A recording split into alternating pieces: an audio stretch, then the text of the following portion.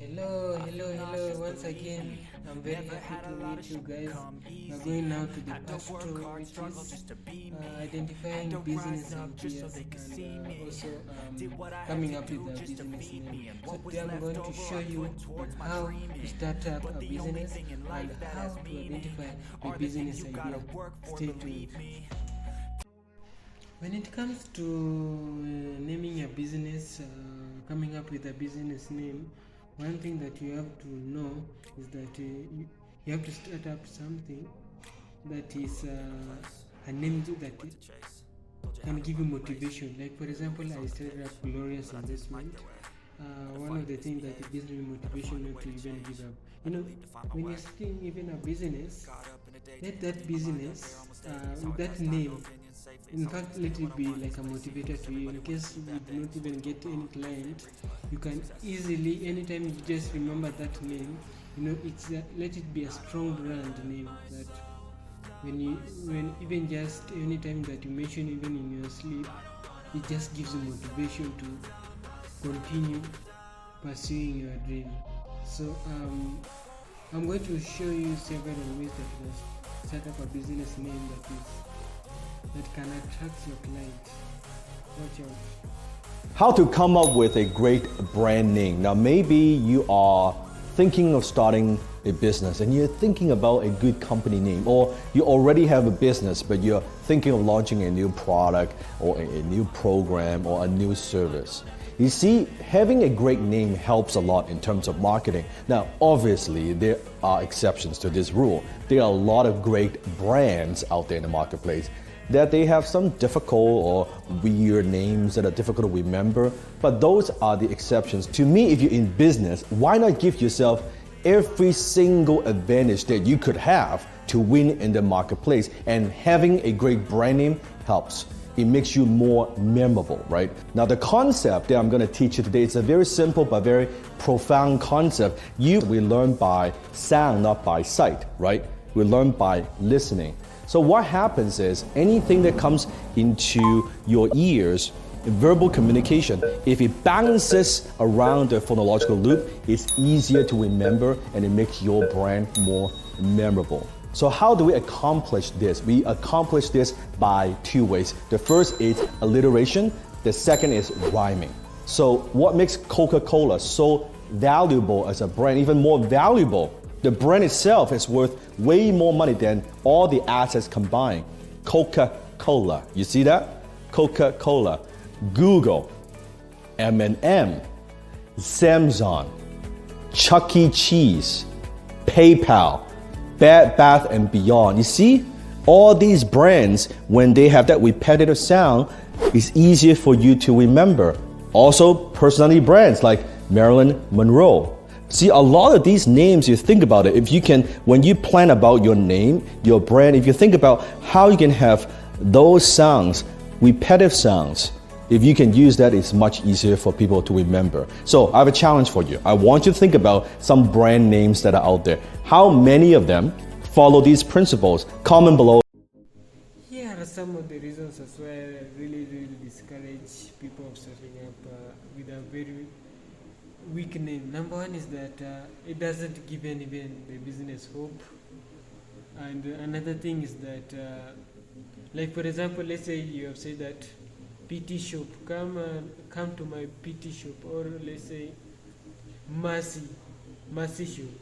One thing is that number one is that even the business owner will even be seen that he's now struggling. Or another thing that I really discourage is by setting up a business name with a town's name. But it depends on how you place it. You can say that Nairobi shopping center. Anyway, there's so many shopping centers around, but that doesn't give you the meaning. But if you set up a town with a very powerful name, is that Nairobi Discount Center. Even you can feel it. Nairobi Discount Center. It shows some dominion. It shows some position you are in that area. But if you just say Nairobi Shopping Center, that is a weak name, my friend. And another thing is that for you to come when it comes now to competition. Okay, I've seen another areas whereby such kind of business do succeed for a time, and they do dominate. But when a serious business comes, number one, in terms of percentage, it has got 100% of being overtaken by another business. So I want to now to encourage you that you have to start up a business name that has got life in it, has got dominion in it, has got a position in it, that anytime even a client or anybody wants now to visit even a neighbor, instead of now giving the direction to that place, they will use the name of your shop. Now do you get it? Yeah. So that is what I mean. The importance of putting up a brand name, a very strong name with the dominion in it, with the position in it.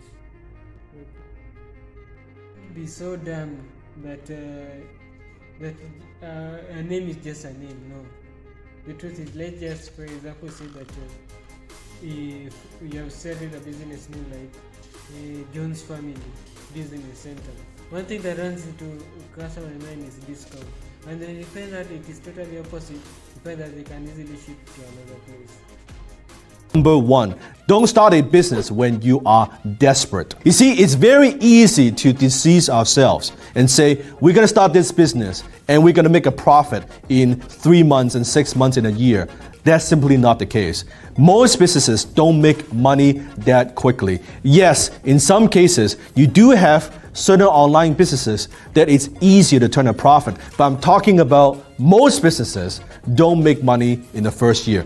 In fact, they don't make any money in the first few years. Oh, I'm broke, baby. I ain't got no money. And it requires a substantial amount of investment in terms of time, in terms of money, to just get it going. It is not easy to get a business going. So don't start a business when you've got no money, and don't start a business when you're living paycheck to paycheck. How are you going to meet payroll? How are you going to do marketing? How are you going to get the business going? You got to cover your living expenses, at the same time cover all the overhead in the business. How are you going to come up with that money? Answer the question. So don't start a business when you're desperate. Number two, don't start a business if you don't know how to close. I'm talking about how to sell, how to influence, how to make that sale. In business, nothing happens until a sale is made. A lot of people say, oh, I've got an idea. So fucking what? An idea doesn't mean spit. Unless you know how to turn that idea into a product or service that people want to buy. Shut up and take my money. And you know how to get your product or service in people's hand. And you know how to communicate, how to close in exchange of money. It doesn't mean anything. An idea is dime a dozen. But the ability to close, the ability to sit down with someone face to face, on the phone, on camera, in video, on social media, how do you convince and persuade someone to give you money in exchange for your product or service? That's the key. If you know nothing about selling, you're not qualified at the moment to start a business. Number three, don't start a business if you don't understand the industry. I am shocked by how many entrepreneurs, when they have an idea and I ask them just a few questions, what do you know about the industry? Who is your ideal customers? How are you going to reach them? What are their frustrations? What are their goals? What qualifies you to be in this space? How much you know them? Do you have any credibility? Do you understand what they're going through on a daily basis? Do you understand their emotional needs? We'll be asking the questions, old man. Blank. They know nothing about the industry. Then I say to them, why are you thinking of getting into this industry?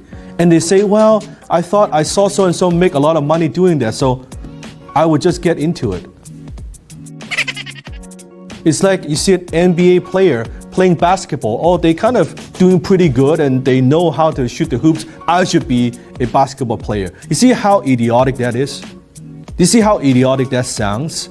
This is not how it works. You have to have something that is truly unique that you bring to the marketplace that is different from everybody else. You could add more value. You could solve a problem that's not being solved at the moment. And that's what gives you the right to start a business in that particular industry. Your success in business is largely determined by how well you understand your industry. Number 4, don't start a business simply because you are sick and tired of your job or you hate your boss. If you are sick and tired of your job, get a different job. It doesn't mean you should start a business. Just because you don't like your supervisor, you don't like your manager, you don't like your boss, it doesn't mean you should become your own boss. I quit! Arthur, I quit! It doesn't make you ready. It doesn't mean you are equipped to be your own boss, to be in business for yourself. It is a different game. Now, I'm not saying don't do it. I'm saying, do you know what it takes? Don't start a business out of ego. Just, oh, you know what? I don't feel that I'm appreciated. I don't like what I do, so I'm gonna go start a business. Do you have the business acumen? Do you have the right knowledge? Do you have the right skills to make a business work? No one talks about that. Everybody talks about jumping off the plane and let's figure this out. Now's not the time for fear. Let me quit my job and let me figure this out. How are you going to pay your bills? How are you going to support your family? How are you even going to support yourself? How are you going to support your business? All the expenses, all the capital investment, where does that come from? Thin air? You tell me. Oh, I should just, get money from other people. I could raise capital. Sure. Do you know how to raise capital? Do you know how to do a pitch deck? Do you know how to talk to investors?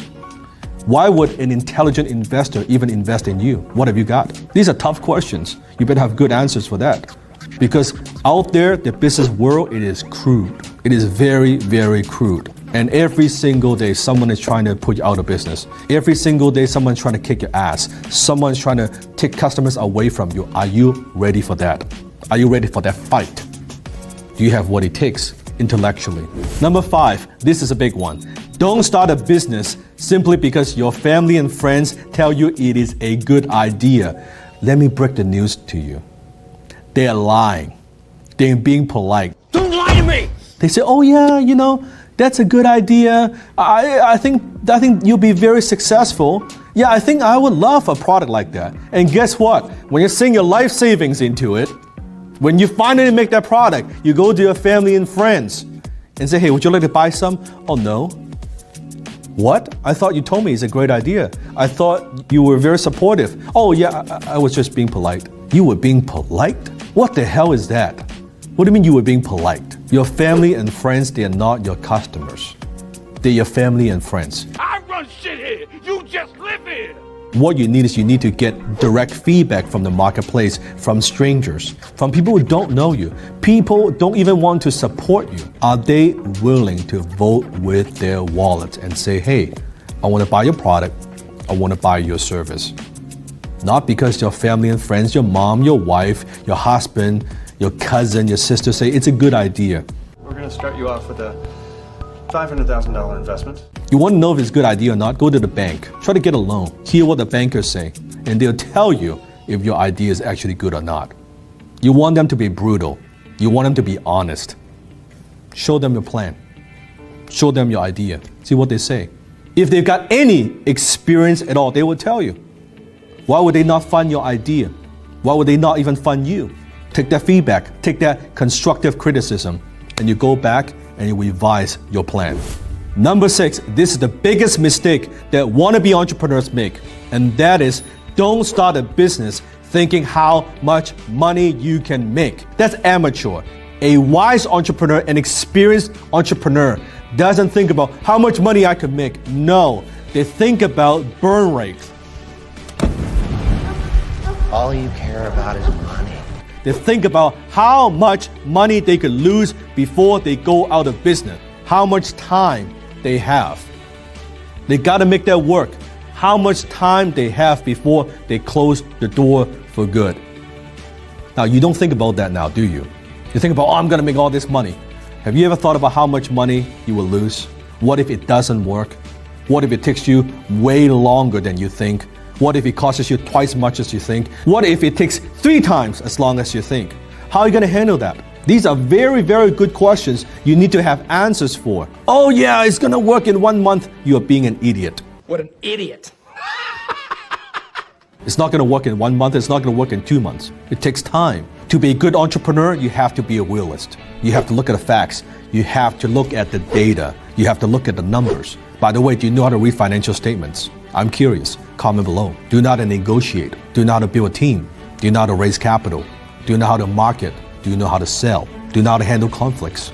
Do you understand strategy? Do you understand business model? Do you understand different legal entities that you could take advantage of? Do you have a basic understanding of the tax law in your country? Oh, but I've got a good idea. It's not about that. Number 7, and that is this. Don't start a business unless you are willing to commit 10 to 20 years to the business. What? Dan, what are you talking about? I thought I'm going to start a business and I'm going to exit in 3 to 5 years. Now, that does happen to some people, not most people though. But going into the business, you have to think about long term. Think about 5, 10, 15, 20 years. If you exit in 5 years and you walk away with a lot of money, good for you. Be of truth, because if you are saying that this and this discount center, and when the clients are coming, there's nothing discount, there's nothing. You find that all these are the ones that are now making so many businesses now to lose customers. So if you are a wise person, if you are started up a business name called discount, make sure you are true to your word. So what is my business name that I'm going to start up with from the ground? Now the business name that I have now is Beyond Possible. Now this one will give me a motivation.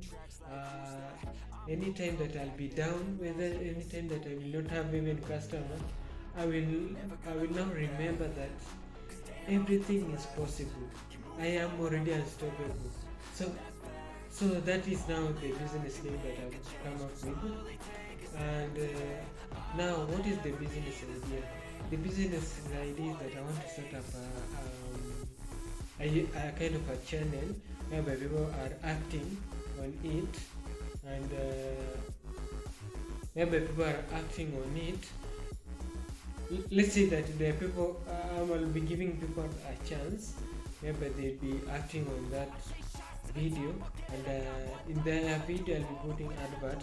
So I'll be paying people for their video just by how many views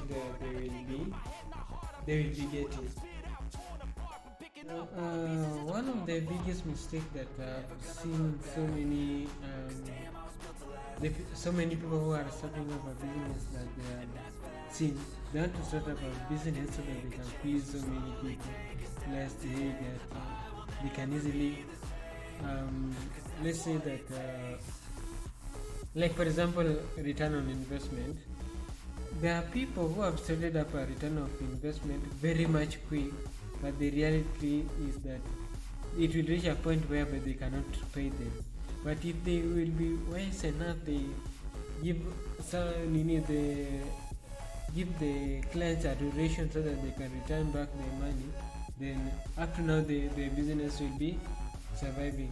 But now I don't want you to do that mistake, that you want to start a business so that you can please people.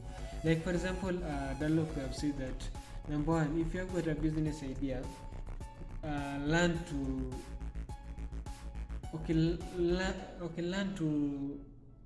share it with the new people, not even your friends, not even your families, because when it comes to now for them now to approve it, they will not even become your first customer. In fact, you'll even be more discouraged.